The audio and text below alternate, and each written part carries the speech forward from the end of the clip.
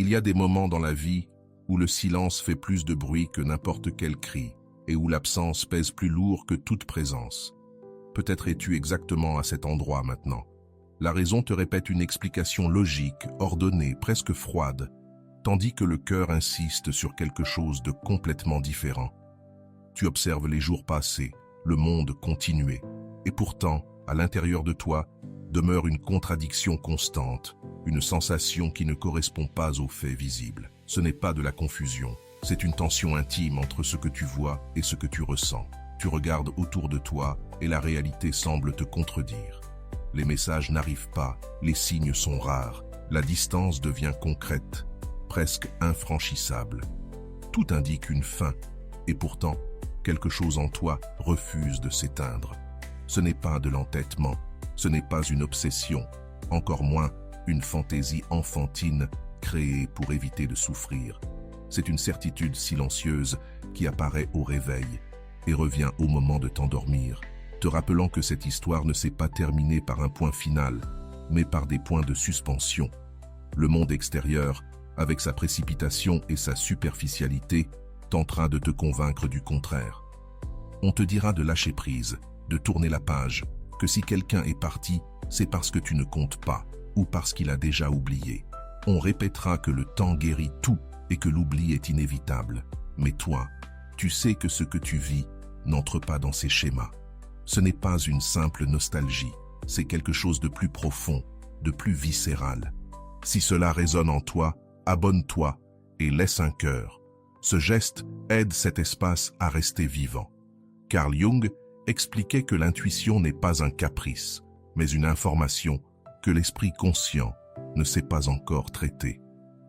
Lorsqu'une connexion est réelle, le système émotionnel perçoit la vérité avant la logique. C'est pour cela que cette inquiétude n'est pas de la folie, c'est un signal. C'est la sensation que, même si les chemins se sont séparés sur le plan physique, le fil invisible qui unit deux existences reste intact, vibrant au-delà du temps et de la distance.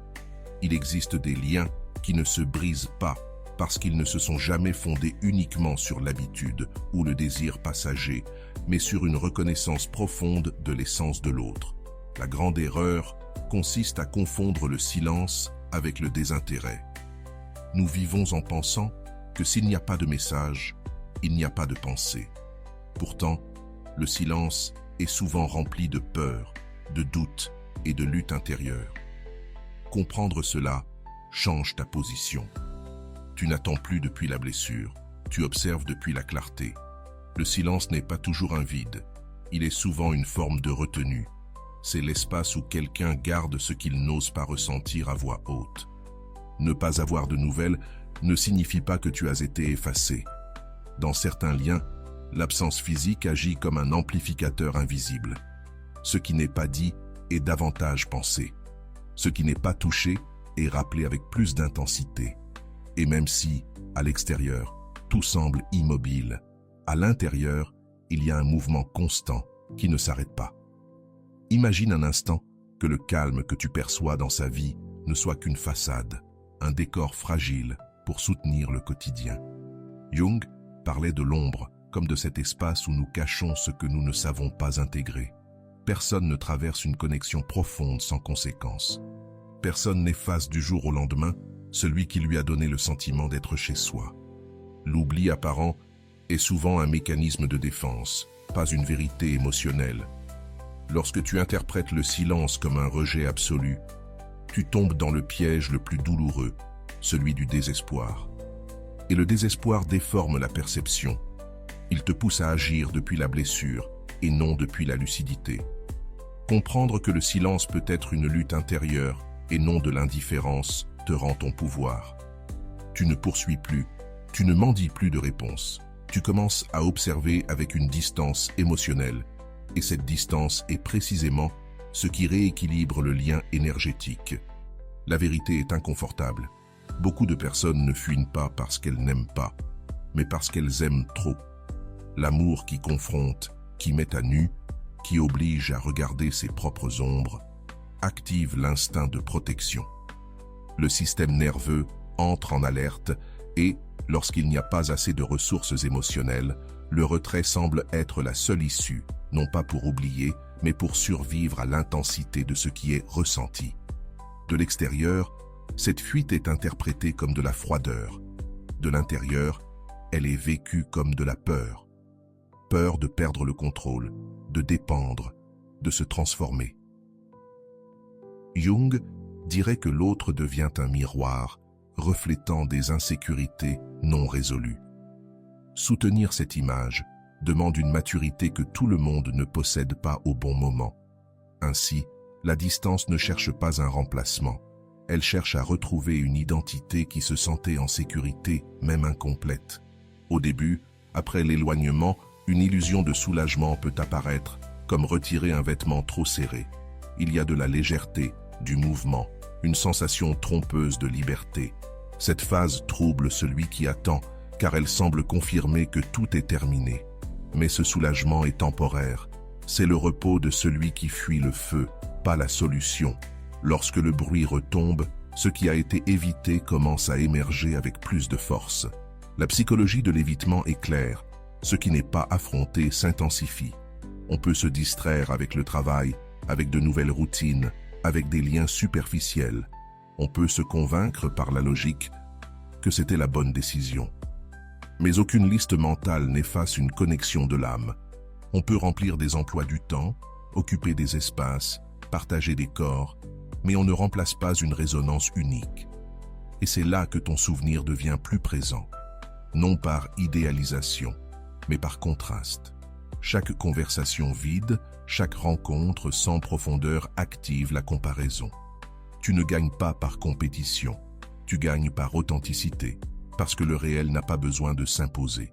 L'esprit peut tenter de justifier, mais le corps se souvient, et le corps ne négocie pas avec les mensonges émotionnels. Il existe une différence cruciale entre dépasser et se distraire.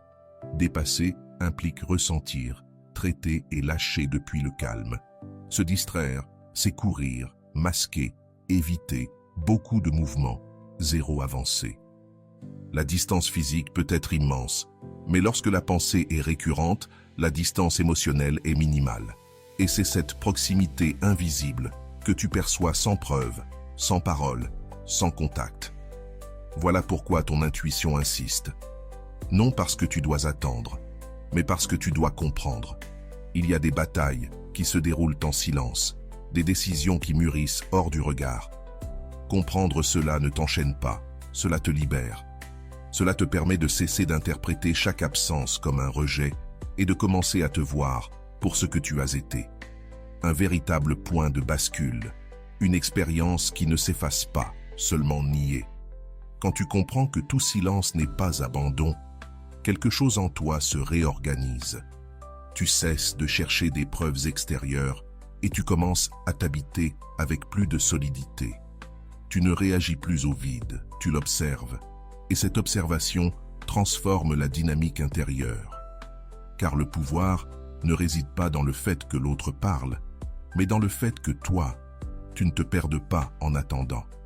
La paix qui naît à cet endroit n'est pas une résignation, c'est une intégration.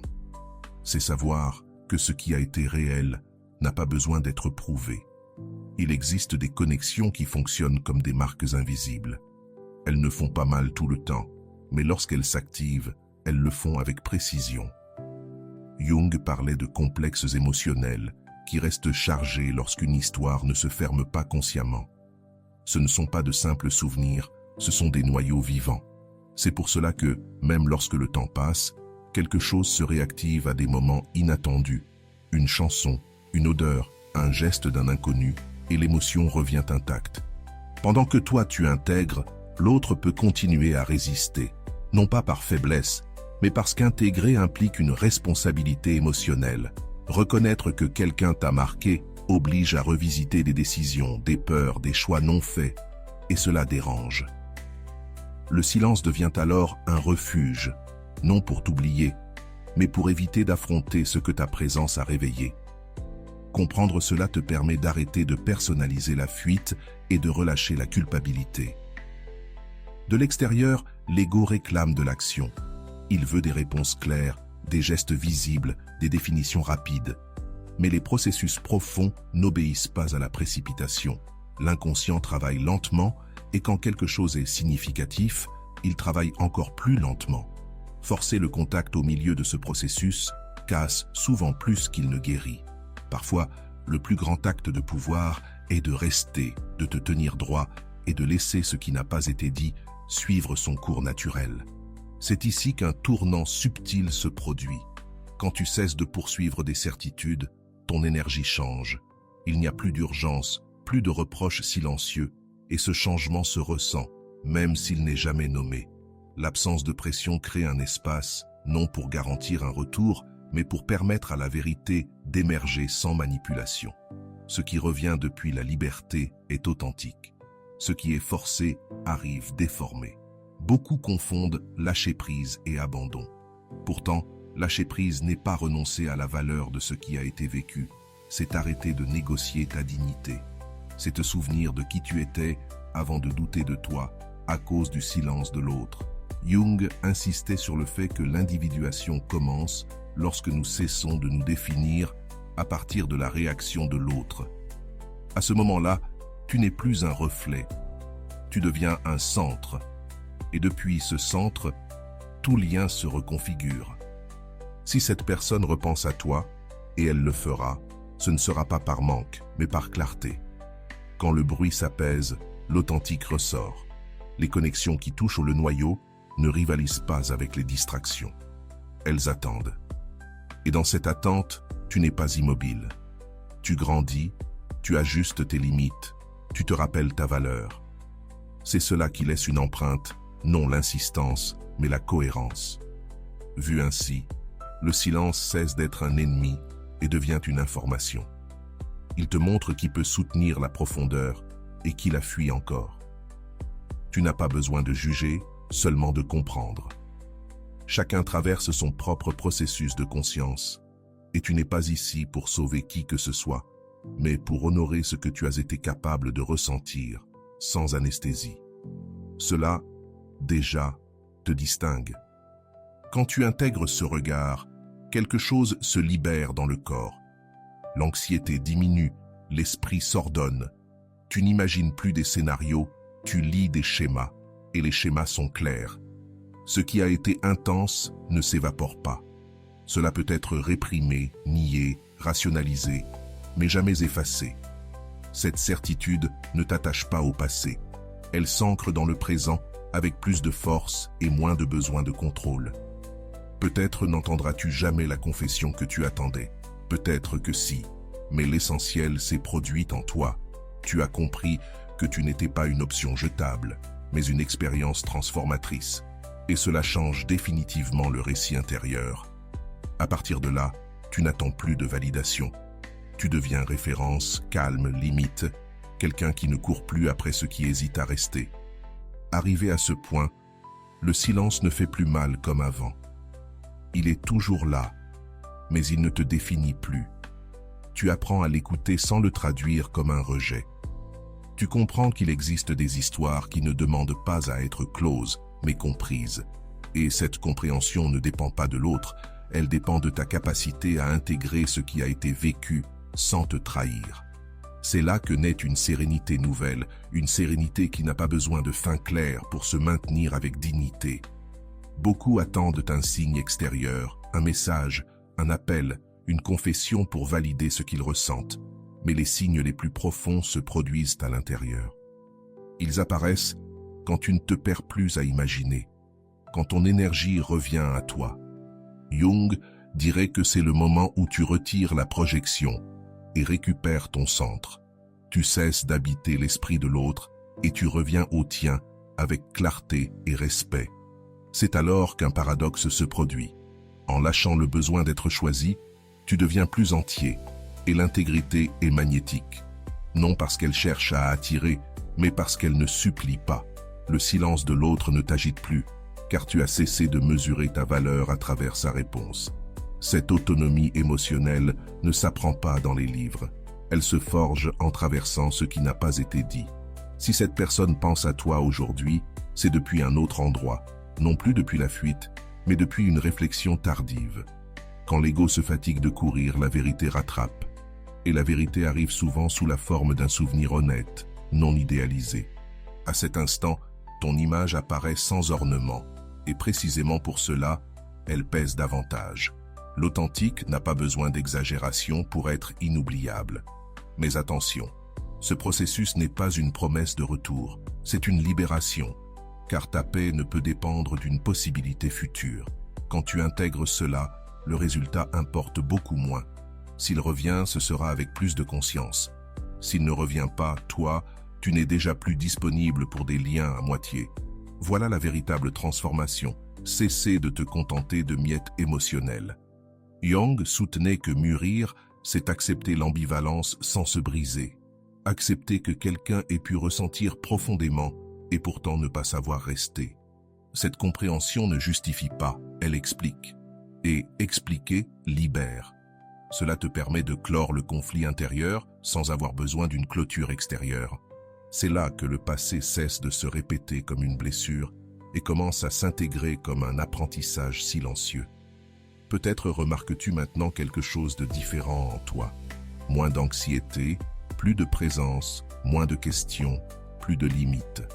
Tu n'interprètes plus chaque geste comme un signe, ni chaque absence comme une menace.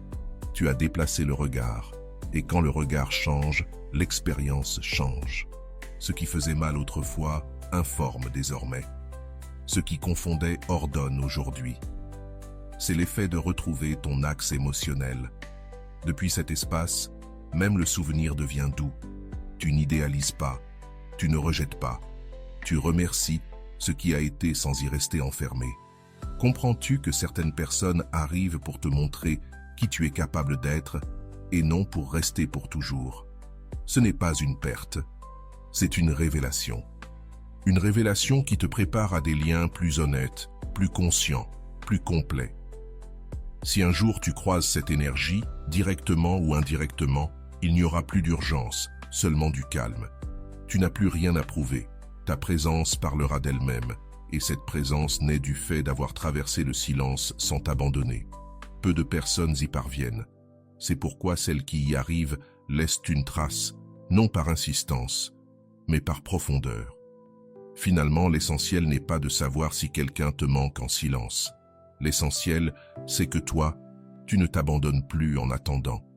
Tu as appris à lire l'invisible sans t'y perdre, et depuis cet endroit, tu choisis différemment, plus entier, plus conscient, plus fidèle à toi-même. Car lorsque tu te choisis, le silence cesse d'être une blessure et devient une confirmation intérieure que personne ne peut enlever. Il existe une différence subtile entre se souvenir et s'accrocher, et tu l'as déjà franchi. Se souvenir, c'est permettre à l'expérience d'exister sans qu'elle te domine. S'accrocher, c'est rester figé dans ce qui a été. Quand tu fais cette distinction, tu retrouves un mouvement intérieur.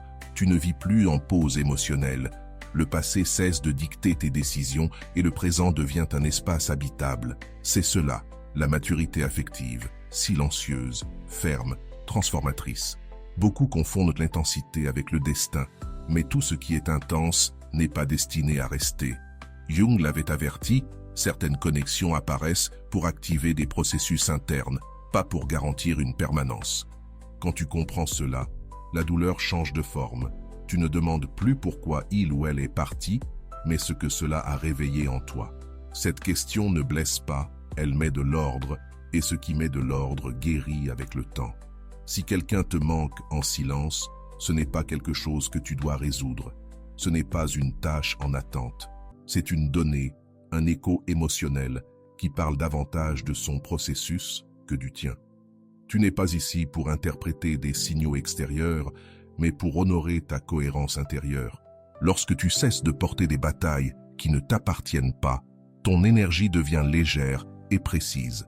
Le véritable apaisement n'arrive pas quand l'autre explique, il arrive quand toi, tu comprends. Tu comprends que tu as fait ce que tu pouvais avec ce que tu savais, que tu as ressenti sans retenue, que tu n'as pas joué à moitié. Cette intégrité est la seule chose qui demeure quand tout le reste se dissout. À partir de là, le silence perd son pouvoir, parce qu'il n'y a plus de comptes émotionnels ouverts en toi. Certaines personnes ne comprennent ce qu'elles ont perdu que lorsqu'elles n'y ont plus accès, non par punition, mais par contraste. Et ce contraste ne se fabrique pas, il se vit. Tu n'es plus disponible depuis le manque, mais depuis la limite. Ce changement redéfinit tous les souvenirs qu'ils peuvent avoir de toi. Désormais, quand tu apparais dans leur esprit, tu n'es plus une absence, tu es une conséquence. Jung appelait cela l'intégration de l'ombre. Accepter ce qui a été vécu sans nier la douleur ni la romantiser. Quand tu l'intègres, tu cesses de répéter les mêmes schémas. Tu n'attires plus des liens qui hésitent à rester parce que toi, tu ne doutes plus de toi. Cette clarté ne se négocie pas. Elle se ressent dans ta posture, dans ta voix, dans tes décisions, et cela change la manière dont le monde te répond. Peut-être que le plus grand apprentissage est celui-ci. Tout amour n'a pas besoin de continuité pour avoir été réel. Certaines histoires remplissent leur fonction en t'ouvrant, pas en t'accompagnant toujours. Quand tu acceptes cela, le ressentiment se dissout. Non pas parce que tu oublies, mais parce que tu comprends. Et comprendre est une forme élevée de lâcher prise, sans nier ce qui a compté pour toi. À partir de là, même l'idée d'un éventuel retour perd son anxiété. S'il a lieu, ce ne sera pas depuis l'urgence, mais depuis un choix conscient. Et s'il n'a pas lieu, il n'y aura pas de sentiment de perte, parce que tu t'es déjà pleinement retrouvé. C'est cette liberté émotionnelle que peu atteignent et qui transforme toute relation future. Tu sais désormais lire le silence sans en faire un ennemi. Tu sais que tout ce qui n'est pas dit n'est pas vide. Et surtout, tu sais que ta valeur ne se négocie pas dans l'attente. Cette compréhension te rend sélectif, présent, solide. Tu n'as plus besoin de preuves constantes. Tu fais confiance à ton expérience intérieure et cette confiance se voit plus que tu ne l'imagines. Finalement, ce qui reste n'est pas la question de l'autre, mais la certitude sur toi, sur ta capacité à ressentir profondément sans te perdre, sur ta décision de ne plus mendier de clarté là où il n'y a que de la peur. C'est cela, grandir. C'est cela, te choisir. Et depuis cet espace, toute histoire future commence différemment, parce que tu n'es plus celui qui attendait en silence. Quand tu n'attends plus, quelque chose de subtil se produit. Tu commences à vivre avec plus de présence. Le corps se détend, l'esprit cesse d'anticiper. Non pas parce que tout est résolu, mais parce que toi, tu l'es. Tu as cessé de placer ton centre dans une réponse extérieure, et cette décision silencieuse, intime, réorganise tes priorités.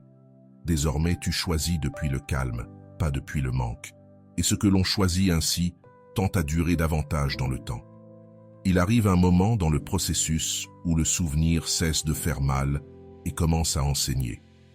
Il n'idéalise pas, il ne punit pas, il montre simplement. Il montre qui tu étais quand tu aimais sans masque et qui tu es aujourd'hui, maintenant que tu sais te protéger. Jung dirait que c'est la réconciliation avec ta propre histoire.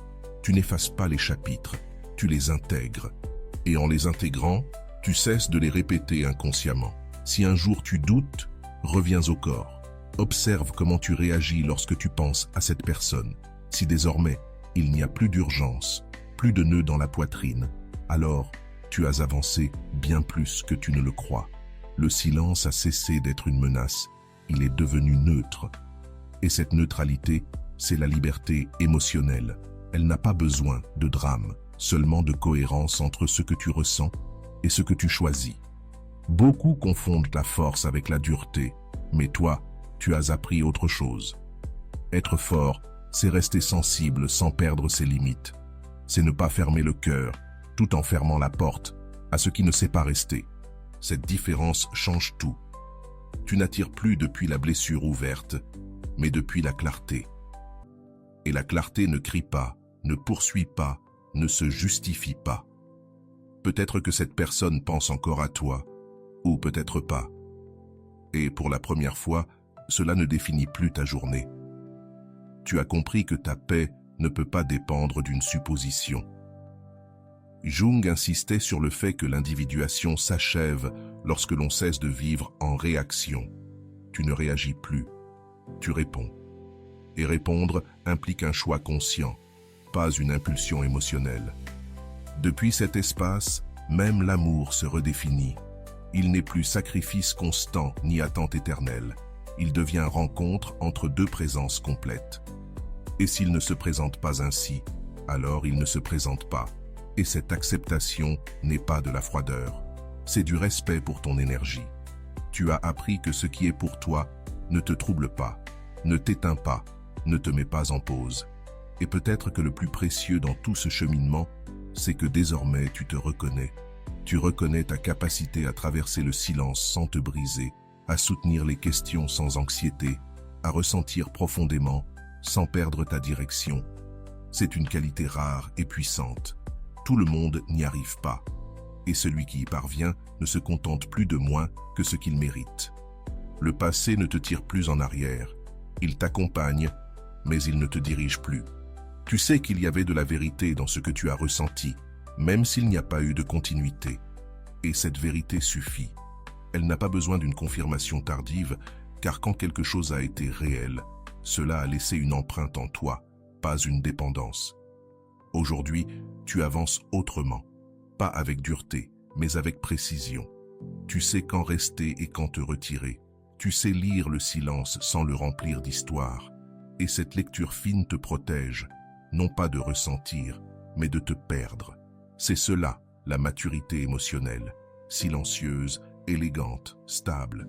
Si quelqu'un pense à toi en silence, qu'il en soit ainsi. Tu n'as plus besoin d'occuper son esprit pour habiter le tien. Tu as fermé le cycle le plus important, celui de l'intérieur. Et à partir de là, toute relation future sera un choix, pas une attente. Tu as appris l'essentiel. Tout ce qui manque ne doit pas être poursuivi, mais tout ce qui est vécu avec vérité transforme pour toujours. À ce stade, tu comprends que toutes les relations ne cherchent pas la continuité. Certaines cherchent la conscience. Ce que tu as vécu n'était ni une erreur ni une illusion prolongée. C'était un appel intérieur à mûrir, à te regarder avec honnêteté, à reconnaître jusqu'où tu pouvais donner et jusqu'où tu ne devais plus céder.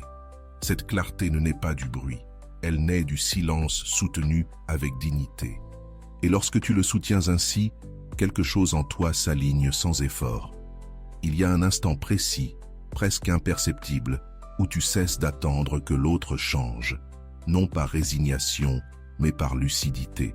Tu comprends que chacun aime depuis le niveau de conscience qu'il est capable d'habiter.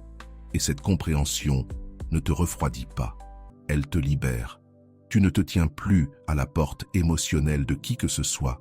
Tu restes dans ton centre, là où le calme ne dépend ni des promesses ni des retours.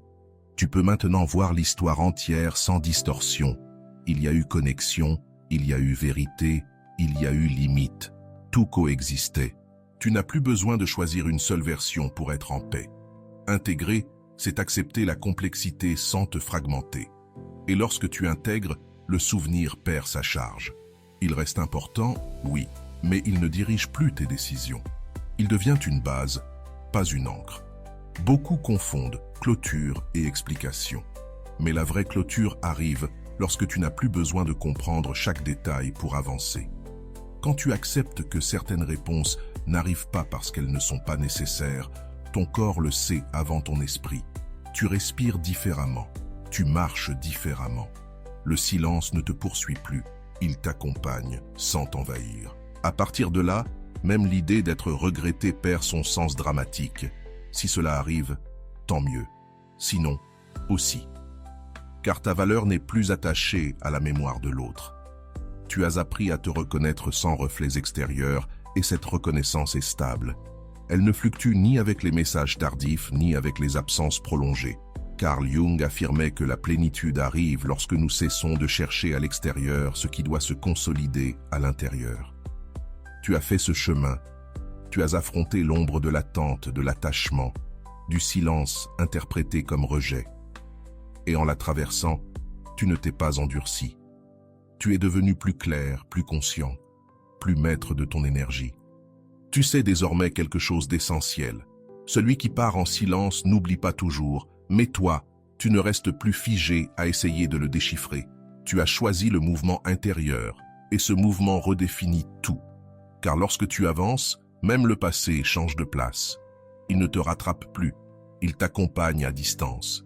Si cette réflexion a résonné en toi, c'est que tu es prêt pour des relations différentes, plus présentes, plus honnêtes. Des relations où le silence n'est ni punition, ni arme, mais une pause consciente. Où tu n'as pas à deviner ta place. Cette préparation n'est pas un hasard. C'est la conséquence d'avoir traversé ce que d'autres évitent de ressentir. Garde ceci en toi. Tout ce qui a fait mal n'a pas été vain. Certaines expériences arrivent pour t'apprendre à te retirer avec élégance, sans bruit, sans rancœur. À te choisir sans fermer ton cœur. À comprendre que l'amour véritable commence lorsque tu ne t'abandonnes plus, en espérant que quelqu'un d'autre reste. Carl Jung l'aurait résumé ainsi.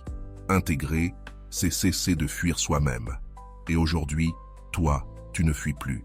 Si ce message t'a accompagné jusqu'ici, abonne-toi et laisse un commentaire. Cet espace grandit lorsque nous choisissons la profondeur. J'ai le pouvoir de me retirer avec élégance.